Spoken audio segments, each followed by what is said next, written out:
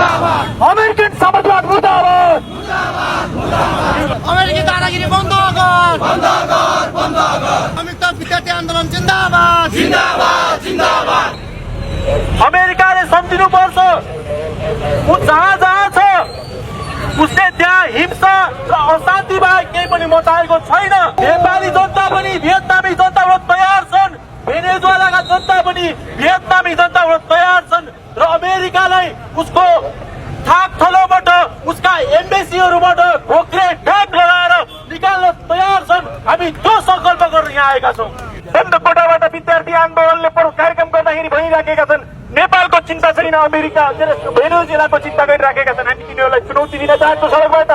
तिमीहरू अँध्यारो कोटाबाट स्ट्याटस लेखेर होइन, हामी नेपालको मात्र होइन विश्वभरिका उत्पीडित समुदायमा जहाँ जहाँ पीडा हुन्छ हामी त्यहाँ बोल्छौँ, सङ्घर्ष गर्छौँ। नेपालको विद्यार्थी आन्दोलन हरेक विश्वभरि हुने घटना, हरेक विश्वमा हुने उत्पीडन दमन र शोषणका विरुद्ध निरन्तर लड्दै आएको छ।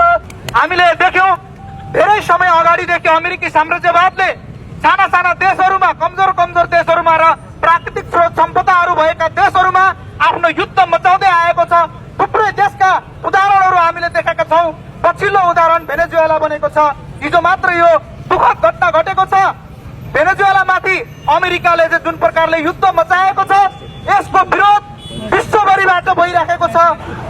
संयुक्त राष्ट्र संघले आफ्नो विषय सार्वजनिक गर्दै अमेरिकामाथि कारबाहीको घोषणा गर्नुपर्छ।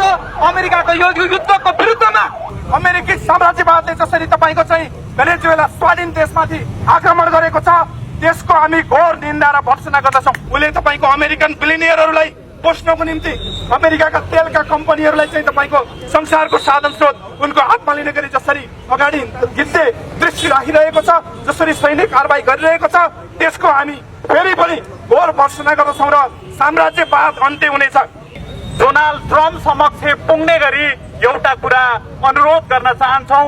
तपाईहरू हरेक देशभित्र छिर्नुहुन्छ, तपाईहरू स्वाधीन देशभित्र छिर्नुहुन्छ, तपाईहरू प्राकृतिक स्रोतले भरिपूर्ण देशभित्र छिर्नुहुन्छ।